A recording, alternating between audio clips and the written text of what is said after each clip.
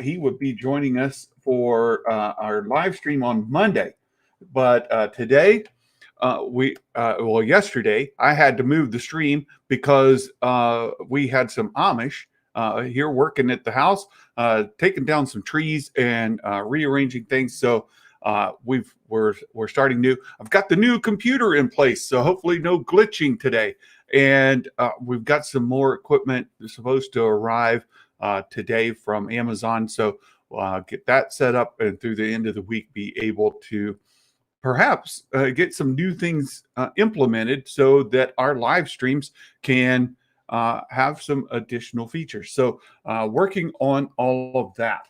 And I've sent a link, a new link to my friend, the Magic Maker. Hopefully he'll be with us soon. But I have a poll to bring up here before anything else. Let me ask the question.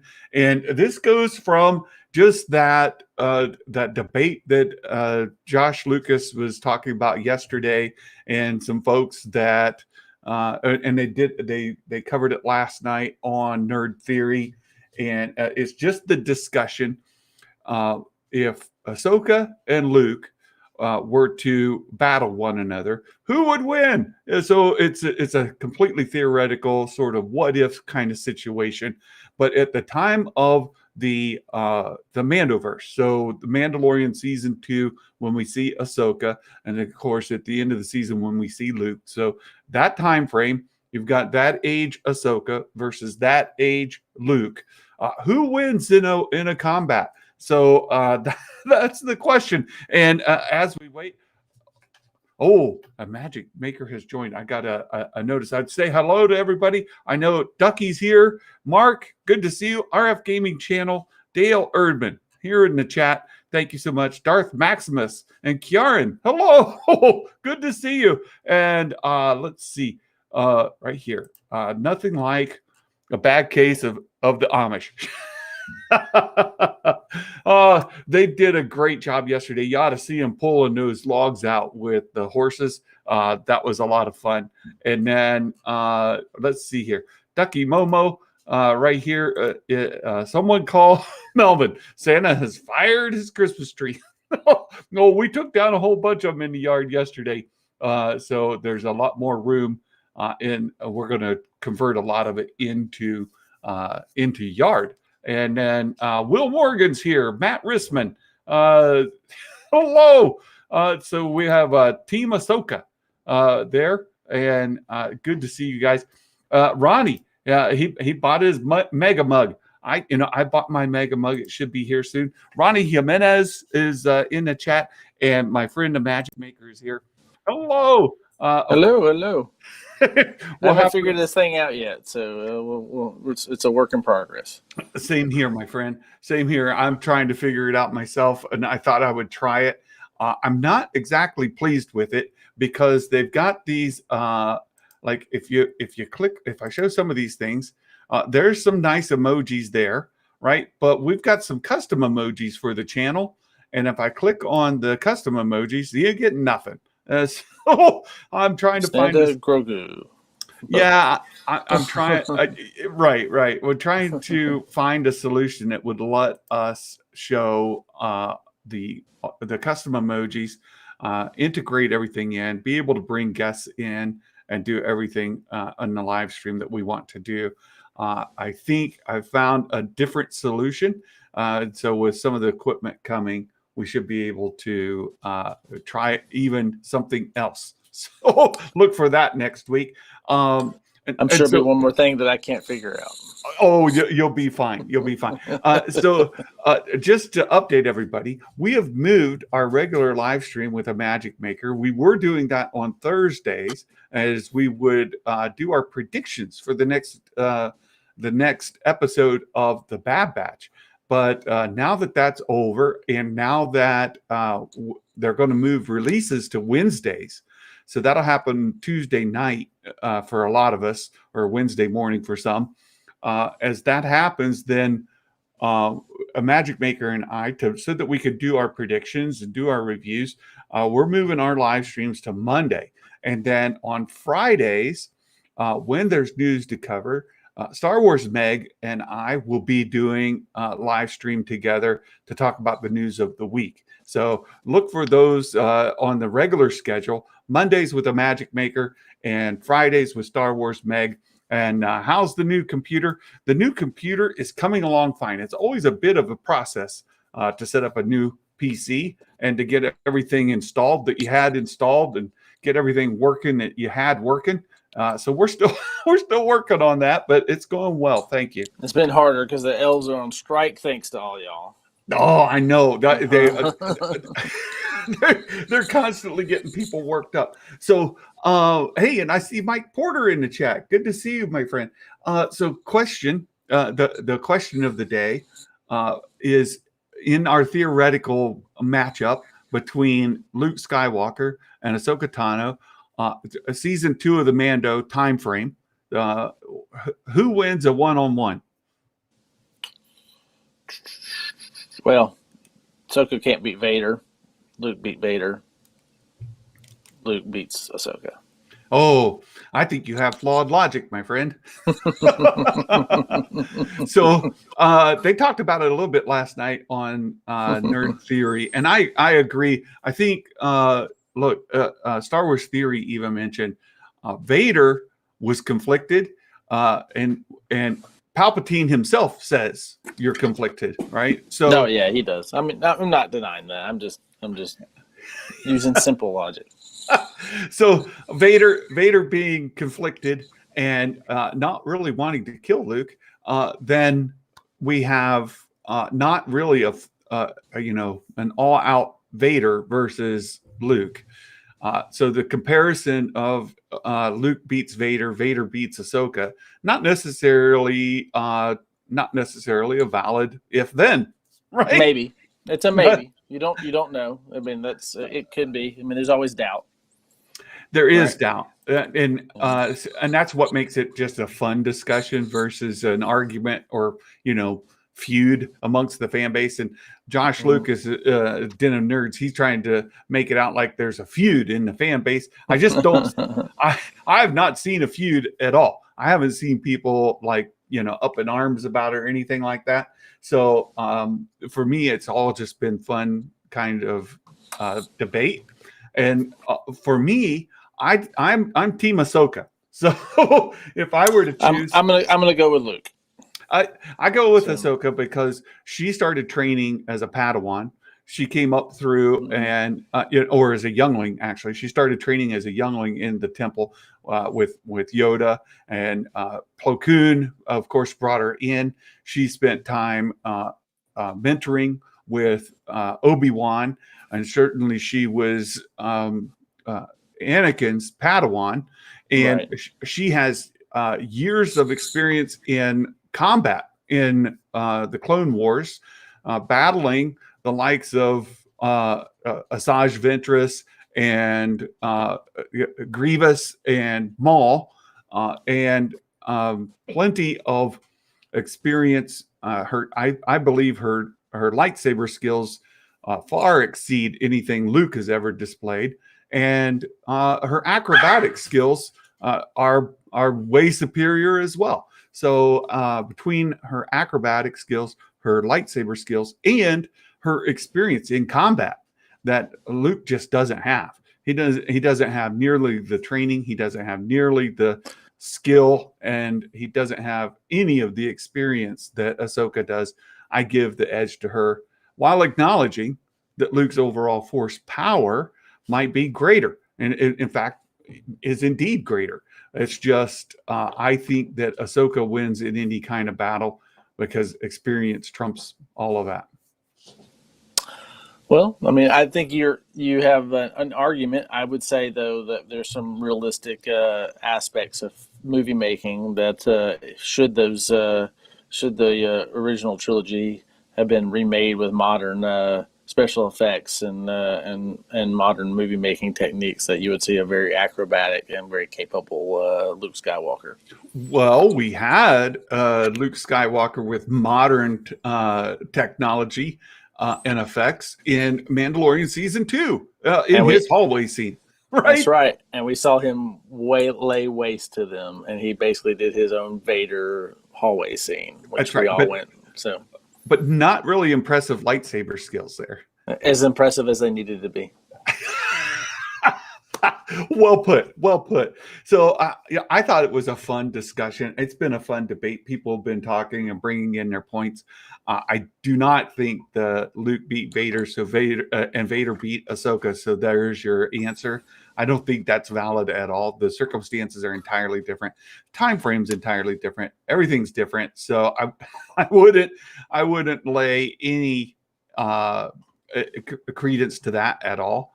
You have to go off of other factors, and you take a combat unit that's been in the field for 6 months over a combat unit coming straight out of training, and the combat unit that's been in the field is going to win every single time.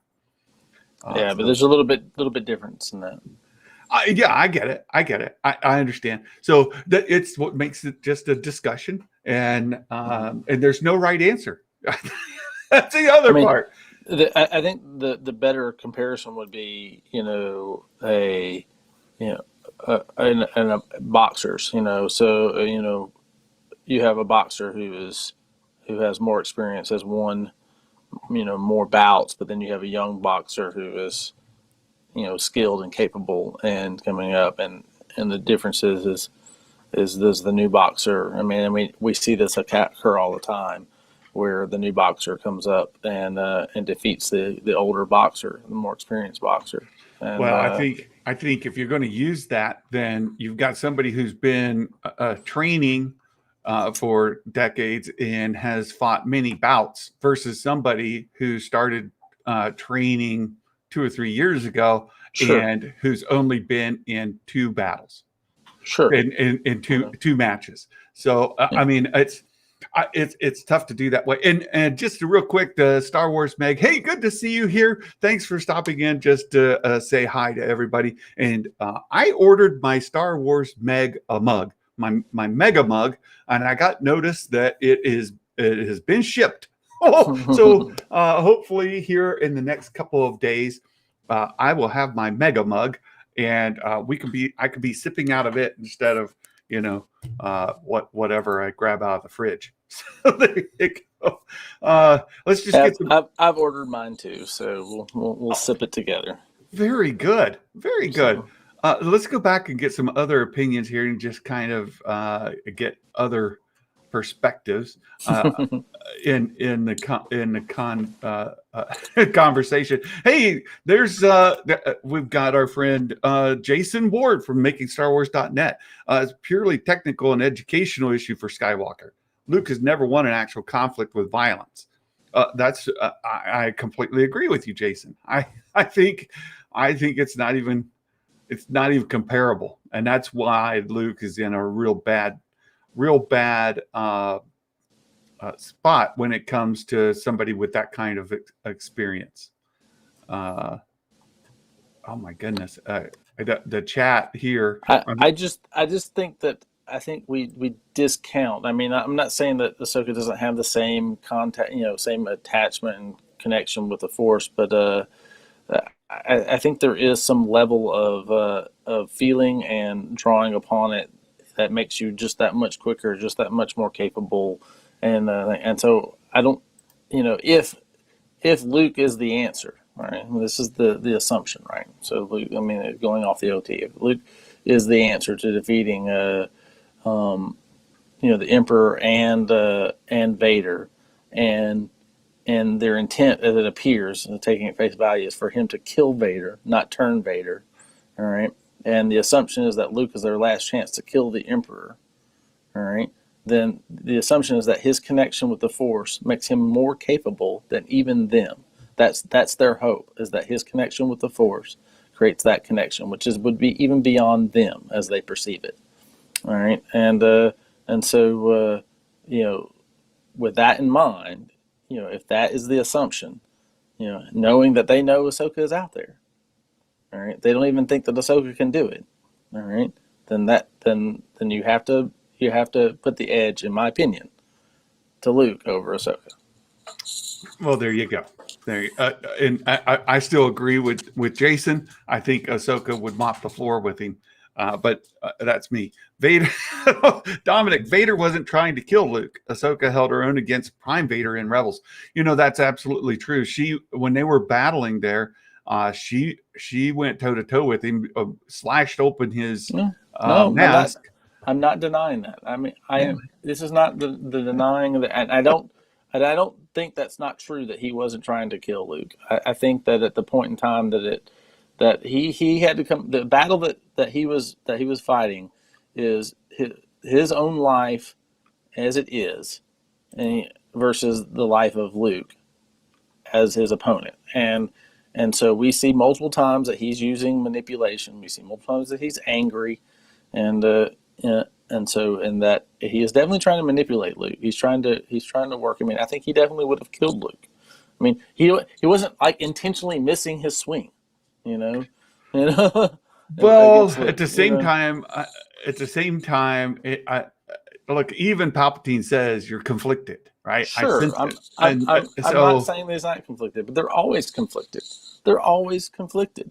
Are they? I mean, yes, they're always fighting. There's always it's that tension, that hate, that conflict that creates that condition. Just a second, I want to point out our notifications.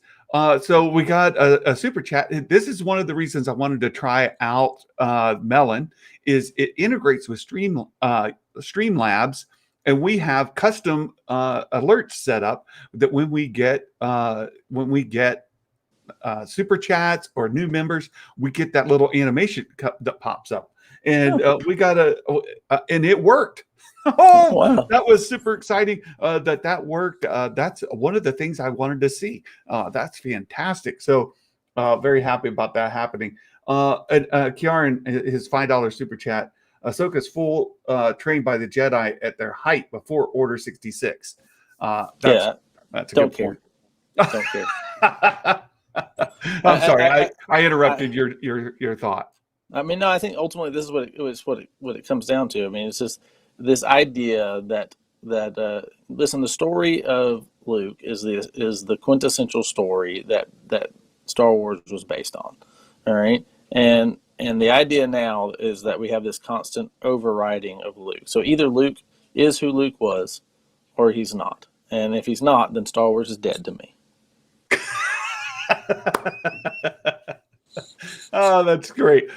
Ducky here. Ahsoka was Jedi trained but not completed.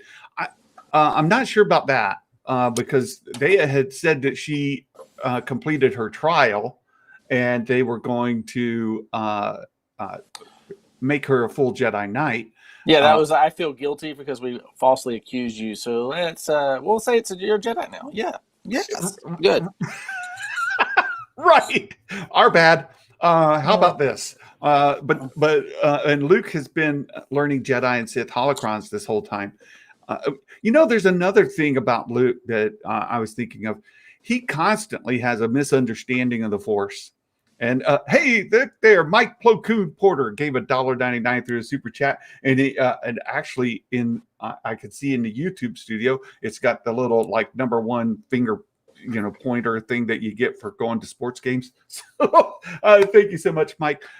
So Luke constantly says, I can't do it, right? He's his understanding of the Force. And I know you and a great number of Star Wars fans do not like Luke Skywalker in The Last Jedi. But even there, he shows that he has a misunderstanding and he's still learning. And I think Ahsoka had a much better understanding of the Force. She had much better connection to the Force, even though her power wasn't as strong.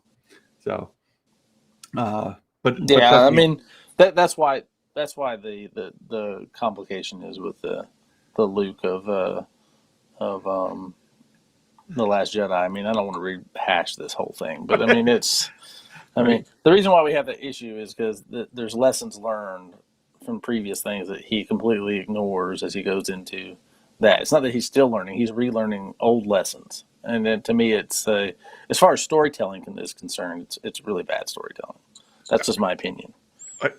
Mark, I think Luke could easily tap into the dark side again as he flirted with it, as he forced chokes and used it against Vader before pulling himself back from the edge. Uh, Mark says Sith Luke wipes Ahsoka out easily. So there you go. And Jason Ward has promised to make the chat complicated. You know, this interface, this Melon interface, this thing's making it tough for me all by itself. I'm trying to navigate it, and it's not. Yeah, I can't wait for my Meg mug. It's on its way. It's on its way. Here we go. Luke beat Vader. Ahsoka did not.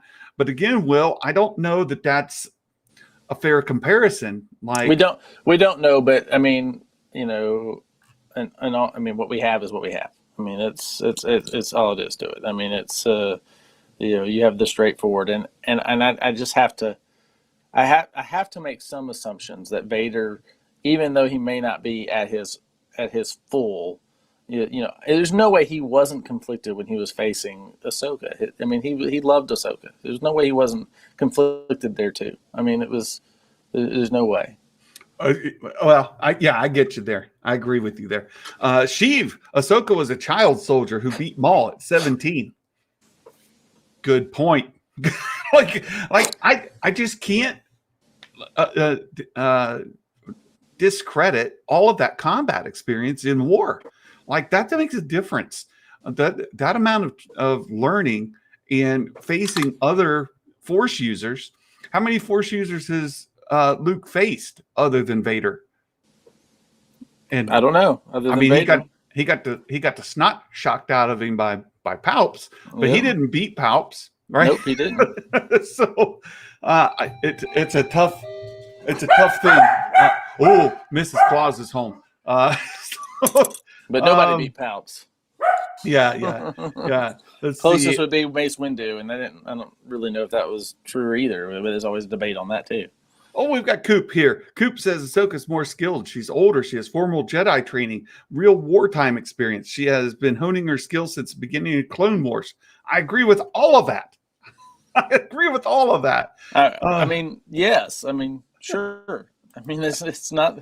You know, we can do all this all day long. I mean, Right. We've laid out the evidence. The evidence is this. I mean, they both fought Vader. There's no way that they weren't conflicted in both cases. Luke beat Vader. Ahsoka didn't.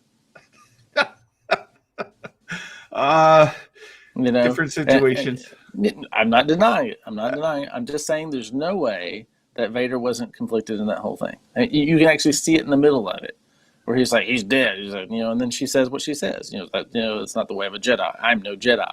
You know, that whole back and forth lets you know that they're both conflicted in their situation. Luke is conflicted as well. Luke is conflicted. I can't kill my father. But yet he still has to react, and he still has to fight him, and he still has to do everything he has to do. Yeah. And, you know, I mean, the whole time, everybody's conflicted. Vader, you know, Luke beats Vader, Ahsoka doesn't. That's as simple as that. Karen, call it a draw. You know, that's why I put the third choice in there, because I saw somebody in. So I put this poll up yesterday on YouTube, and somebody in the chat put, "Don't make me choose Ahsoka." Right, like that's a quote from her. Right, don't make me choose, and that's why I put that on there. Look, it's an impossible kind of thing. It's one of those what ifs, you know. Where you're putting folks head to head out of any kind of context, out of any kind of like in universe context that would make any sense. So it's kind of tough to come up with an answer that's satisfying, and it just makes it a fun discussion. And as I just go back to, look, we're just having a fun discussion. There's no right answer, except that I'm right. No. but aren't I? No. And it's been proven time and time again that you're winning. It's never been proven. The percentages are against you, my friend. Just in the last video, in the last series. That's it. And we took a joke from that whole thing from the very beginning, So that's true. Right. And there's another. Don't forget that Ahsoka has part of the daughter in her. That's true. That's true too. So there we go. There we go. I think it's a fun kind of thing. Yeah, I just think as far as the whole thing is concerned, I mean, and don't get me wrong, I actually do think there is some symbolism in Ahsoka that has to do with and the way that Filoni set her up, which I think does contradict the whole narrative of the OT. In all honesty, and so I both like it and hate it at the same time. So I mean, there is some aspects of that. Yes, I mean, truly. I mean, and I keep telling you, I keep talking about this video that I've done. I mean, this the audio, it's all done. I just haven't finished the video. I don't have time. I guess I'd have time. I just haven't made time because I have other things I need to do. But and I need to get it out there, especially right now with the all the stuff about Ahsoka coming out. But so it's like a perfect time to release it. If I just sat down and put like 2 hours into making the video, it'd be finished. But yeah, and I deal with all this. I mean, I deal with the symbolism of Ahsoka. I deal with who she is and what all the symbolism points her to being. And so if that symbolism is true, in all honesty, yes, she would not only would she beat Luke, but she replaces Luke.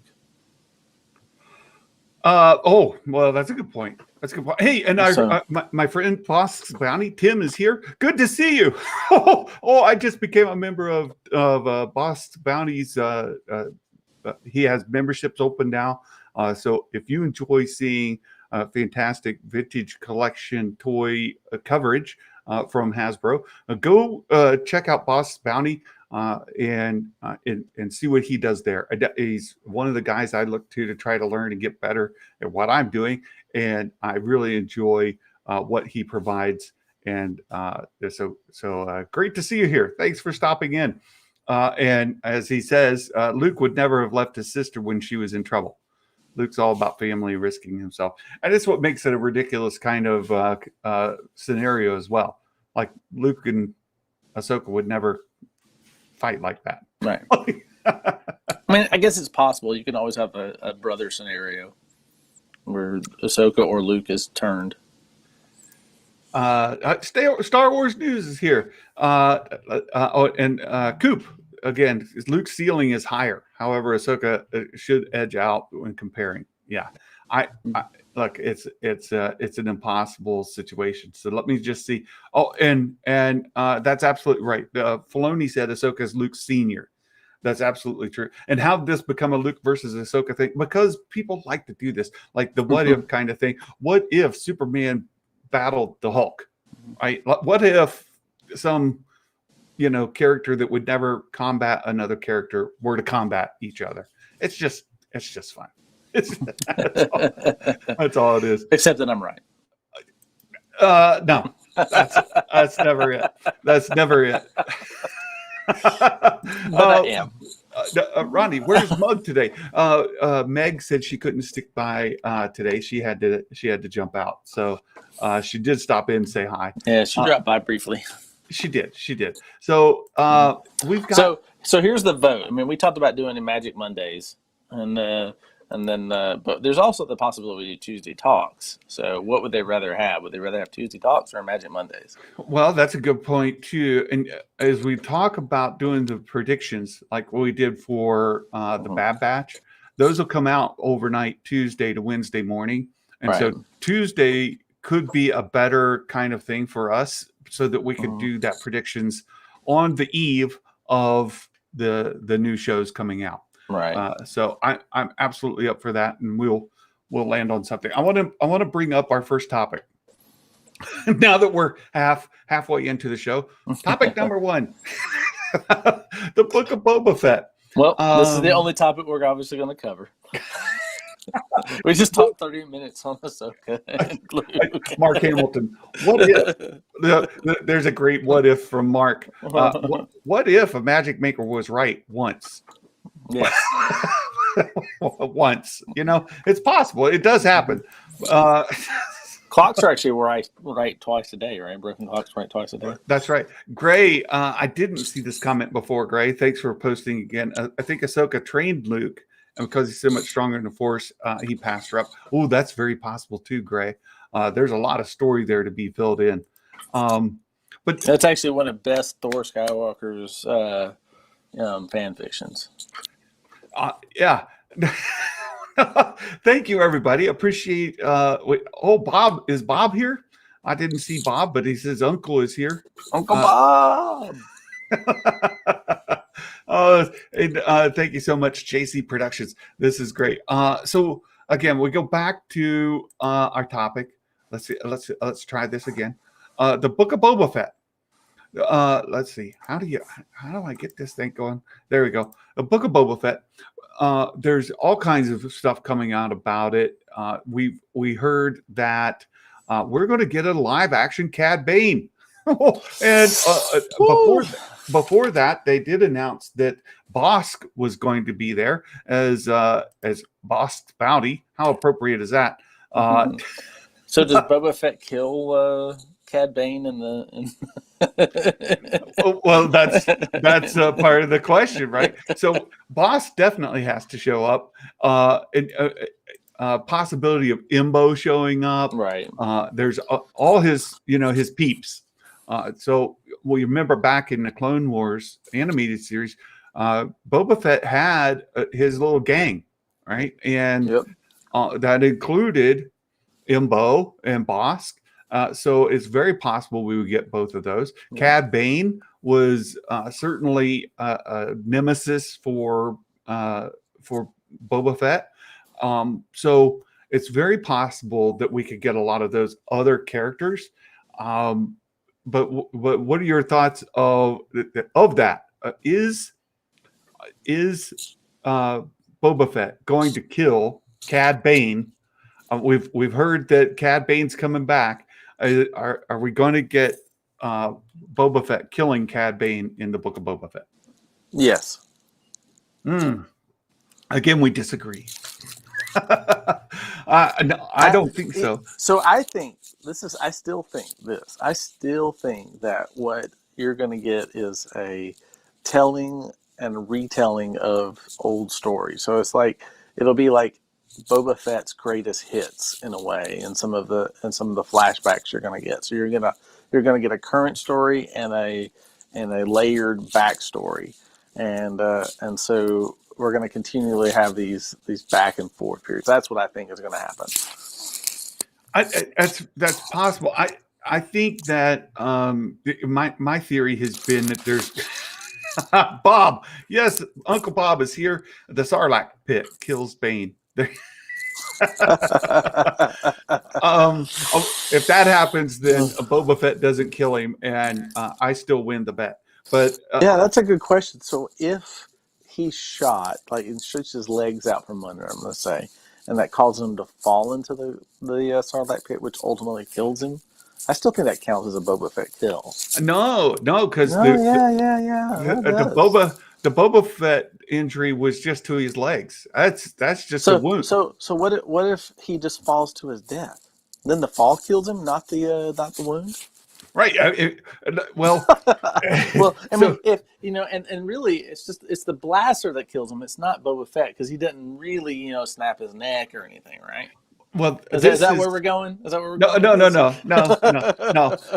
So Jason brings up the one of my main arguments to this as well. You bring Cad Bane into live action just to kill him in an episode. I don't think that's the. I don't think he's coming back for just one episode. I think he'll be a continual bad guy through the whole thing, and then he dies at the end. That's what I think. Oh. Well, we'll see. I think that there's a very big possibility that the Book of Boba Fett is going to be his hit list. Yeah, I'm with you. I think if I were to make a guess, Book of Boba Fett is one of two.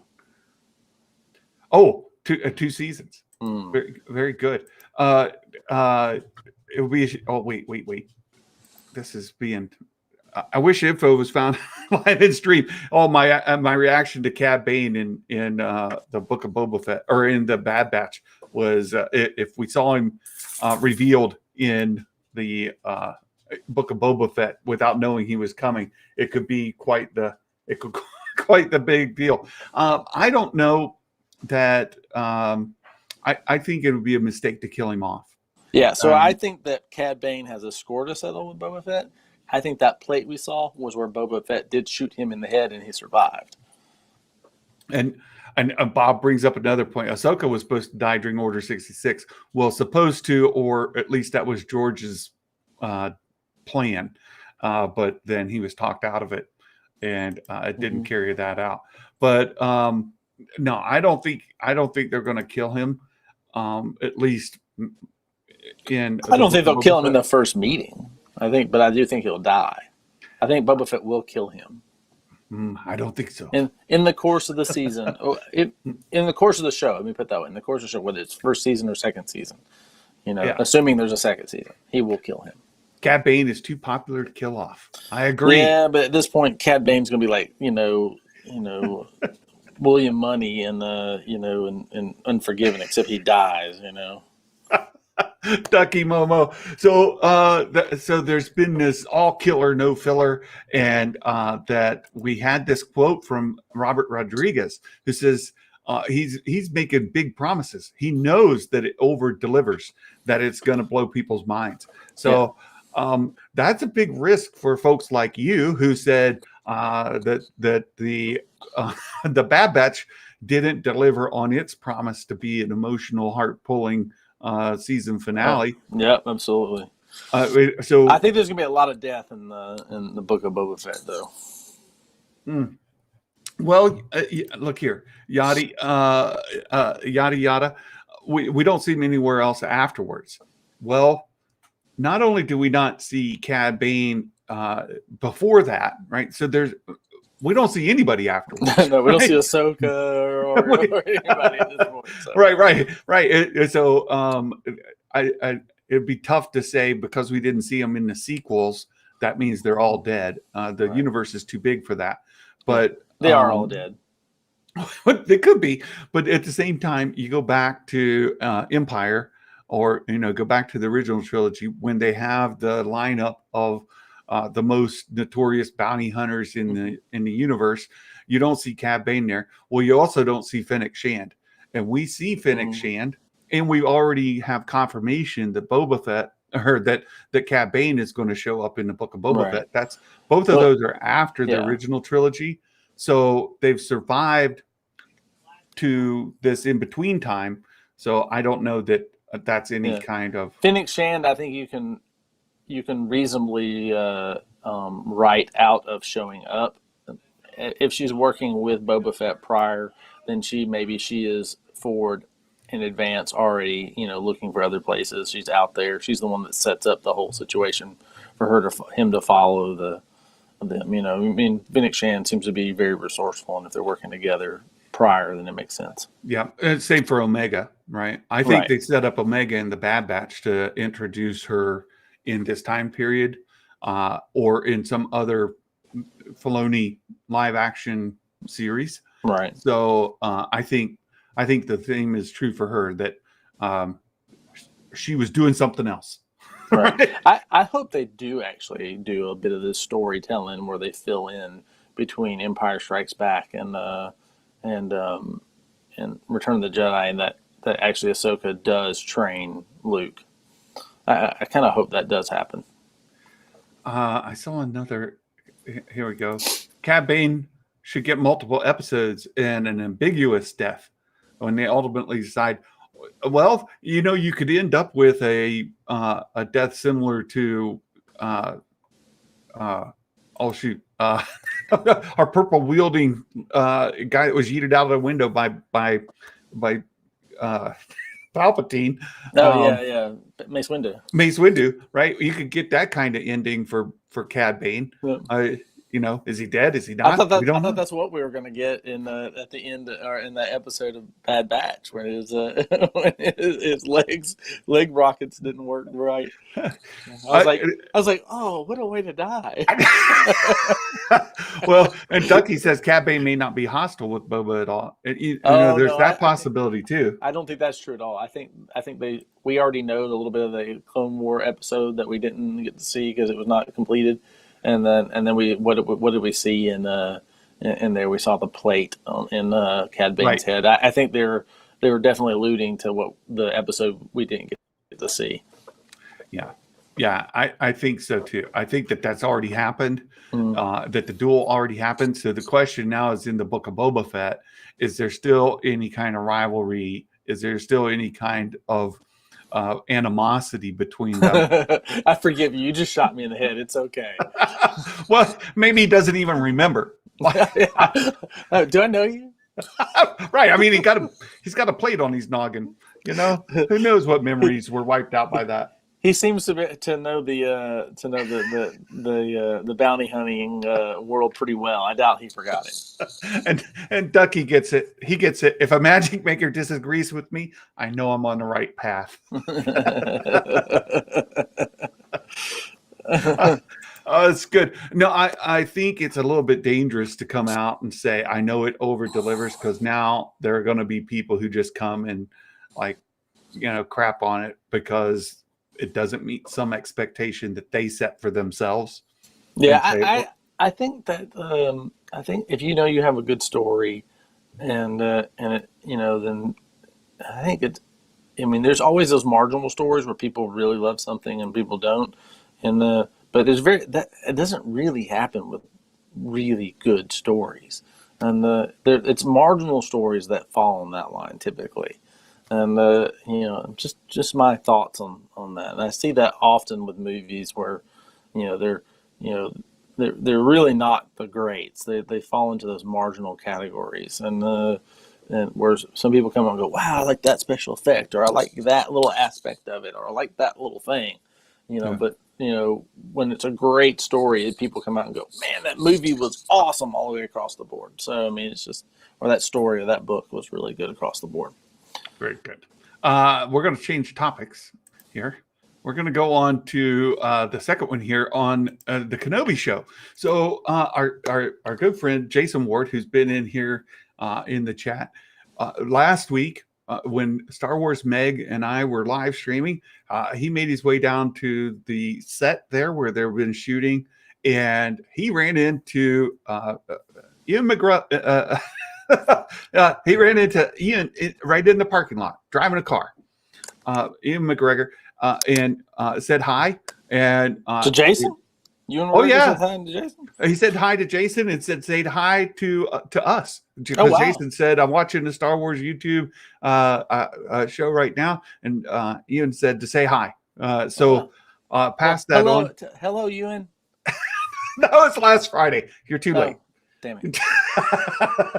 I thought you said it was in the parking lot. I missed that part. Yeah, I met him in the parking lot there. Well, the next time you see him, say hello. Imagine he says hi. So I shot Jason a link real quick and said, if you could get Ian to come on to the live stream and just say hi. His right name, Ewan, not Ian. Ian McDermott or Ewan McGregor. It's Midwest for Ewan McGregor. I don't, what. So he was on his way back to Ewan Kenobi. That's it right there. Exactly. It's Obi-Wan Kenobi. Ewan Kenobi was my brain just doesn't work right. So I can't help it. Obi-Wan Kenobi. And he told Jason that they were still filming. And so there's the news there is that the Kenobi show is still shooting, perhaps doing some reshoots. So that's kind of interesting. Yeah, it doesn't surprise me really. No, it doesn't surprise me either. But reports had been that it had wrapped shooting some time ago. Sure. But You wrap shooting and then you go back. we lost your volume there. Oh, and then we lost him. He's gone. Oh, okay, there we go. Jason Nass, it's not reshoots. It never stopped filming, actually. Well, there you go. That's even better clarification. So maybe we'll get a magic maker back. Oh, man, there he is. He's back. No, yeah, Jason said he asked. It's not reshoots. It never stopped filming, actually. Oh, really? So it just seems that earlier reports were inaccurate. Imagine that. Imagine that they would get. We've been getting a lot of inaccurate reports. I mean, Book of Boba Fett was mistaken for Mandalorian 3, season 3, and even I said at the time, and I was like, there was just so much evidence coming in. I was like, okay, well, I guess I'm wrong, but it turned out I was right when I was saying, nope, it is not them, right? And so that I know they're doing rewrites. I know that's going to take some time before they're going to do Mandalorian season 3. Yeah. So see, so if I just listened to myself and not bent to your insistence, I'd have been 100% right. So there you go. Chillmonger, they keep delaying, so Ewan looks he looks older. They got to age him up, and they're just let it happen naturally. That's right. That's it. I'm getting too old for this. Got to wait till he looks like Obi-Wan in A New Hope. You got to wait. That's right. We're waiting for him to be in his late 60s. Yeah, right.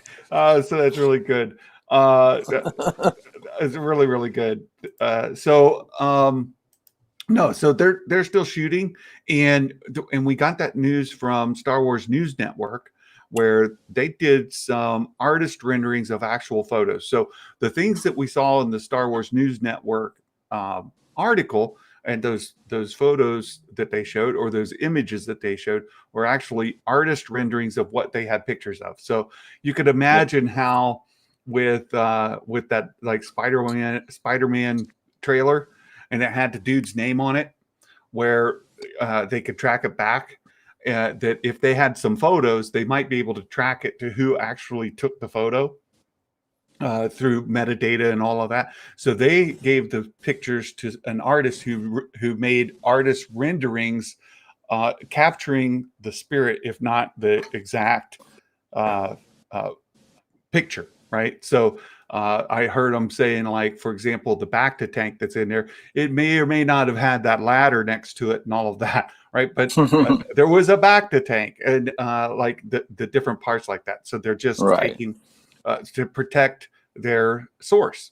And so, but there was a good question. I'm going to have to interrupt you. I actually got to get rolling. So, okay.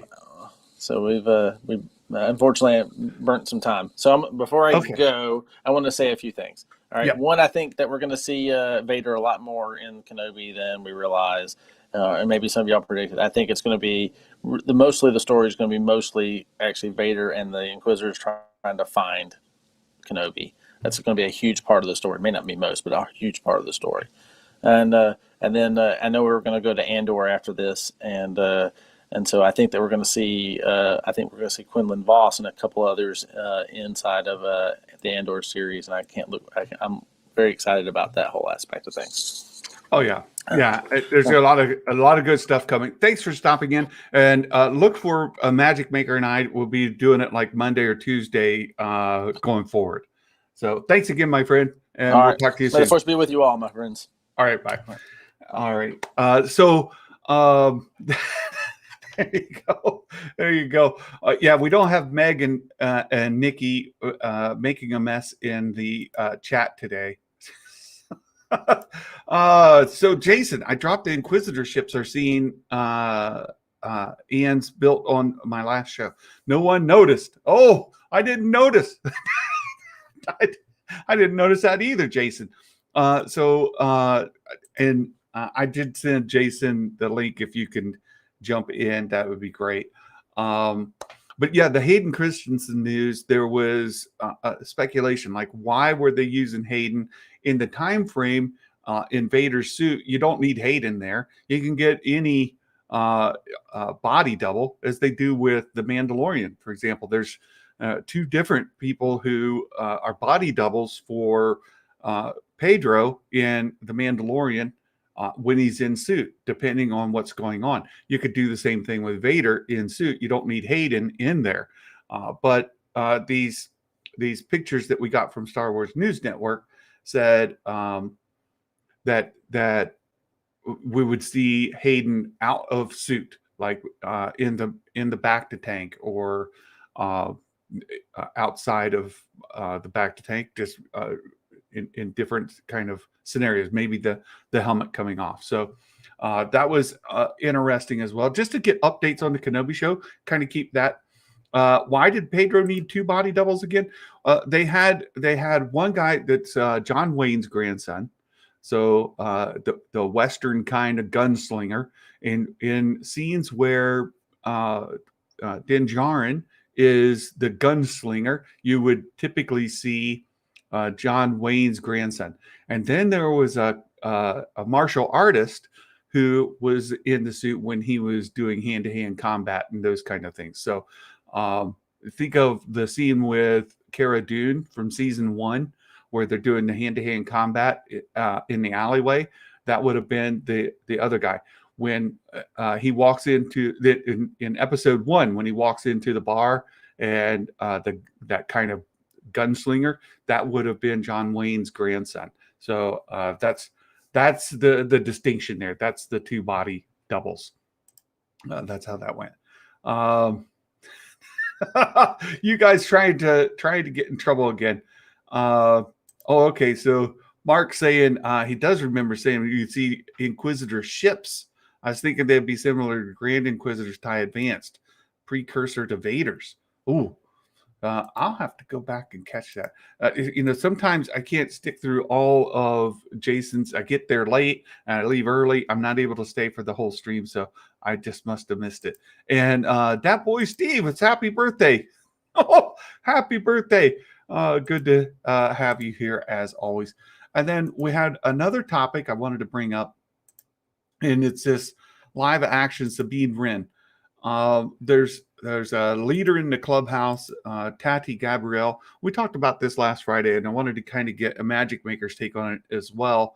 But she's the leader. That doesn't mean that she's been cast. So please don't get confused and think that is who.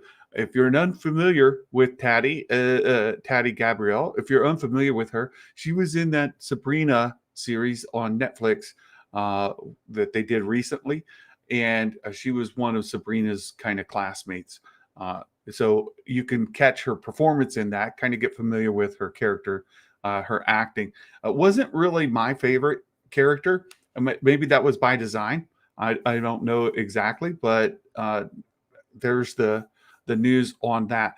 And then when it comes to that live action Sabine Wren, we're talking not only, I would presume, not only for the Ahsoka series, but for any movie portrayal, any live action appearance of Sabine Wren. So that could come from lots of different things. Oh, and we've got our friend Jason here. Hey, Jason. Oh, what's up? Practicing the guitar, I see. Yeah, I was right. Can you hear me okay and everything? I had to set this up for the first time. Yeah. I'm making a dumb song for the show today. Oh no. Hey, X-Wings made it. Yeah, you said something about the Inquisitor ships you saw? Yeah. We're going to be seeing the some different ships for the Inquisitors. And what I thought was interesting was there is concept art floating around right now, and we see some new ships next to, remember the Inquisitor ship from Rebels, like the TIE fighter with like kind of like curved wings, kind of like a TIE Interceptor or right, Darth Vader's TIE fighter style.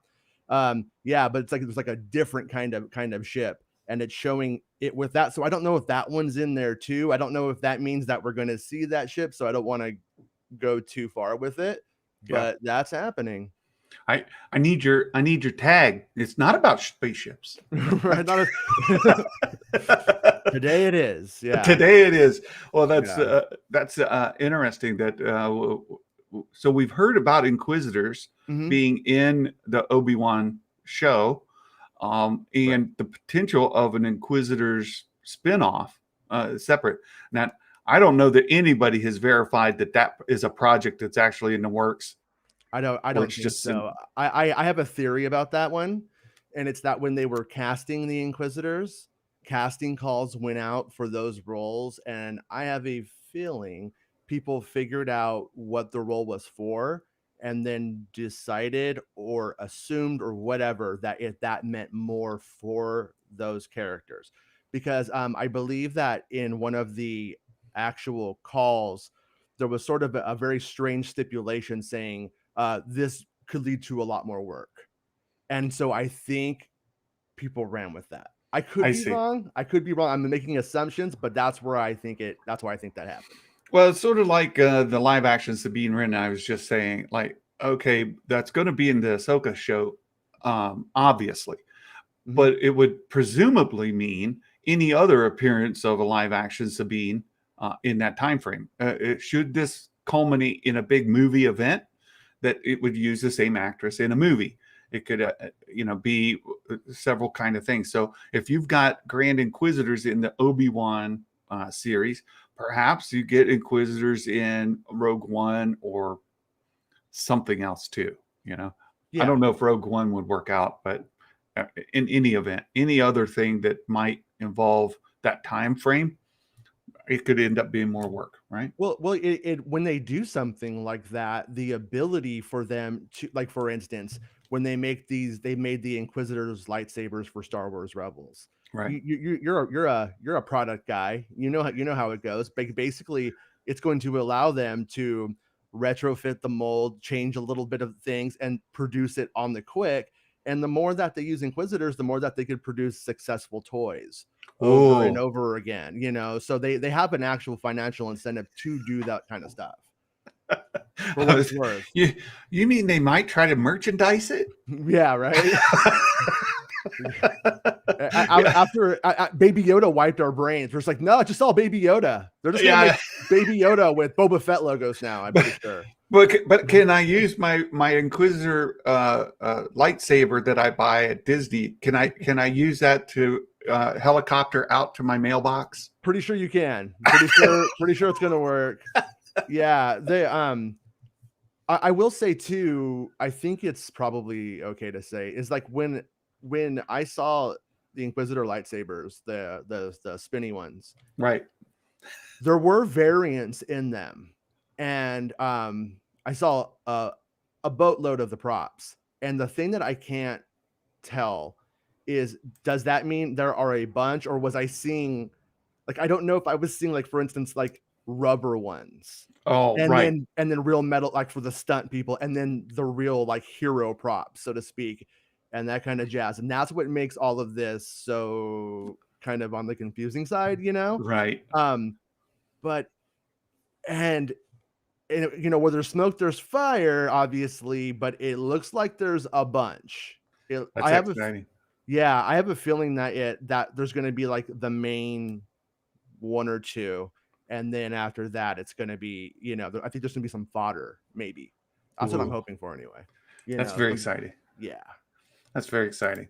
So, that's Ducky. That's not how propellers work. Well, Star Wars is not known for following the rules of physics very well at all. The space-time continuum, none of it. Right? So hey, look, we've got Ronnie wants an Inquisitor lightsaber for Christmas. That would be very exciting. And we've got Wayne here. Good to see you, Wayne. So this afternoon on your show, what are your topics? Right now, it is just going to be if any news breaks. Until then, I have a couple hours to figure things out. So, like yesterday, we just went into like, Heir to the Empire. Is that happening? I don't know. But, there was like topics I thought were under discussed. So we hit on that kind of stuff. And Very good. Yeah. Very good. Well, I've started rereading Heir to the Empire as well, because it's been more than 20 years since I read it, and just things I don't remember. An interesting thing that I came across, and I highlighted it, and I've got to go. I'm reading it with special attention now. Is they talked about a character with gray skin, and I'm like, well, wait a minute, I didn't remember a character with gray skin. Who are they talking about? Because now there is another character with gray skin who is quite important. In the High Republic, Marchion Ro, the leader of the Nile, we've seen him off with his mask off. And he is gray skinned with dark gray eyes, like charcoal colored eyes. So I'm like, wait a second. There's been a lot of talk about tying into Heir to the Empire, yet nobody has mentioned this gray skinned character. It could be a complete red herring. I don't know. It's not. It's when it talks about the gray skin character or writes about the gray skin. Is that one of the Nogri or whatever? Is maybe. That I wonder if that's what that is, huh? Or not? I don't. That's why I highlighted it. I'm just a couple of chapters in. I just started it. And I highlighted. I said, wait a second. I don't remember gray skin. And now that I'm aware of Marchion Ro, and I don't know what species he is, could that be a lead-in? I don't know. Right. Yeah, so, I reread that about, I don't know, I'm going to say 5 years ago now, and my takeaway from it was, when you remember that this was written before the prequels, before Lucas had expanded Star Wars, I'm like, it did a really good job of like dealing with what they had. But at the same time, I'm curious to see what you think when you finish this. How does the book read in 2021? Exactly. You know? I'm really curious too, because I don't know. I mean, so far it's very interesting. Bossk Bounty. So Tim asked, can you give us a TLDR version of the read through that script that went like, I don't know. Yeah, well, I mean, yeah, basically we just read it and analyzed every scene. Like, how does this work? What does this mean for the previous two films? Does this honor the previous two films? The big thing though is that there was just a ton in that first draft, a ton of fan service. And then you will see people loving that script based off of the first draft's fan service, if you will. But when you get into the second draft, a lot of the things that people were in love with were actually removed. But it takes about 5 videos to get to that part. Well, yeah, and you mentioned it a couple of times. It's not really fair to judge that script on its own merit, because through the filming process, there would have been rewrites upon rewrites, and what would have actually made it to film in the movie is completely unpredictable. Yeah, there probably would have been about 4 drafts done before it got to actually like the shooting script, most likely, and they did about 2.5. But the one thing that we did point out, I don't know if anybody else has, I'm sure somebody else has before, but that the official story that kind of went around was that they left because Carrie passed and it just they couldn't fix it. Well, the second draft that I read, they fixed it. So, you know what I mean? It didn't get worse because of the lack of Carrie. In fact, I think it got better because they had written stuff of her in Admiral Akbar's chair, like doing all the Admiral Akbar stuff, and it felt weird. Yeah. And a couple of people brought up the Grand Inquisitor had gray skin. Well, at the time of Heir to the Empire, there was no such thing as Grand Inquisitors. Like that wasn't a thing. Yeah, that species of the Grand Inquisitor comes in Revenge of the Sith, so that wasn't made until about 2003 to 2005 or 2004 probably for the filming. Right, and I don't know that that's Marchion Ro either. There's a big question: what is his species? What is his background? Why do they have this animosity towards the Jedi? Nobody knows yet, because, and that's for me, that's been the nice thing about the High Republic novels is you honestly just don't know. Like, yeah, you can make assumptions about what's going to happen in the Ahsoka series because we know some things from Rebels, or you can make assumptions about the Kenobi series because we know stuff from the Clone Wars, Rebels, and so on. There are certain story beats that we know exist, Right. and so you can kind of fill in some holes.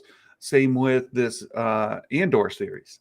Like there's certain things that we can kind of put in place, but with the High Republic, it's anything. Yeah. Really. Well, one of the things too, like when it comes to the Inquisitor idea and that concept, is that it in Clone Wars, people keep forgetting about those episodes where Palpatine was wanting little Jedi babies for stuff. Yeah. And I think that's gonna play in. Yeah, I think so too. And it's a Filoni thing, and Filoni's Well, having a say. I don't want to push the narrative. He's in charge. That's silly. But I mean, but he's a voice in the whole game there. So and they're obviously crafting a universe where the storylines all thread through. Everything's interconnected.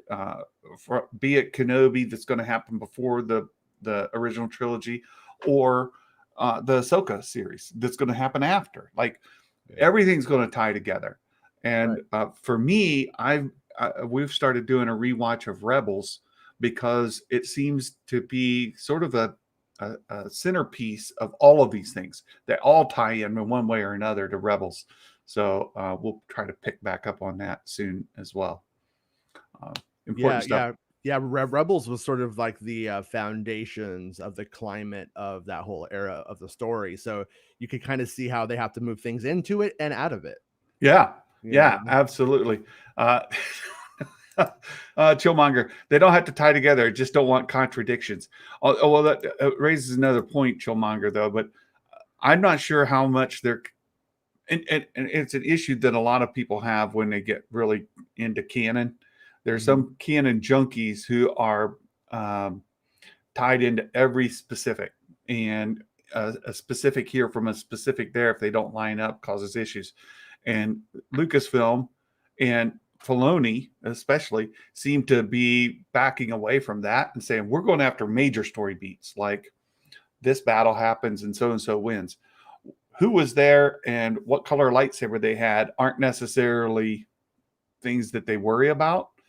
And I'm working on a piece as well, kind of in the pre stages of scripture, Bible scripture, that accounts of the same story from, say, John don't necessarily line up to the same story that you may get in Acts, but they're still the same story. They're just told from different perspectives with different story beats. So it's still Rashomon. Multiple people see the same crime from different angles and have sometimes vastly different interpretations. But that's exactly right. Very human. It's very human. There's been some great studies on it as well. So Mark knows that Bossk Bounty's in the chat, and so he's trying to get his word in. He wants that HasLab ghost and the crew from Bossk's recent video. So I'm going to go ahead and wrap it up. I've got to get on to I've got a meeting coming up here at work I got to get prepared for. Jason will be looking for your same time, same place, your usual time, your usual channel. 1 p.m. Pacific Standard Time. All right. On that channel, yes. All right. Well, thanks for dropping in, Jason. And again, I tried this Melon app as something different. Oh, how do you like it? How do you like it? Because it's running better for me right now than Streamlab or whatever. StreamYard. Yes, me too. I like it. I like it a lot. There's a couple things that I would like to see improved, but the thing about Melon is it's owned by Logitech, which makes like webcams and stuff. Okay. And it is integrated with Streamlabs. And so they're trying to pull all of those things together and make this the online platform for it. It is very, very close to being perfect. It's very close. Yeah. Nice. There's a lot of features here that I've just barely touched on. Like you can see this red border going around. Well, there's a lot of things you can do with that. And like the notifications that come up, there's just tons of things available here that are not available in Streamlabs or StreamYard. I mean, StreamYard, to me, it just has been okay. But I think I'm going to jump into this melon thing and check it out. Me too, I think. Yeah, Me too. I like it. It works really, really well. I just getting used to things where they've moved. Yeah. But it generally works really, really well. Yeah, yeah. They all have this problem with the custom emojis where they Right. don't display. But I think that is an API thing from YouTube, not necessarily the what they've got going on. Mark's trying to give you a topic for this afternoon. Who wins, Rose Tico or Luke? Luke has I'll solve it right now. Luke has a minus defense on electricity. Rose wins. The end. Get shocked. He's down. There you go. Well, It's Jason, over. thanks for dropping in. You. And you guys, we'll be back perhaps Friday with Meg to do a Star Wars week review. And we'll thank you for being here. So we'll catch you later. Bye-bye, everybody.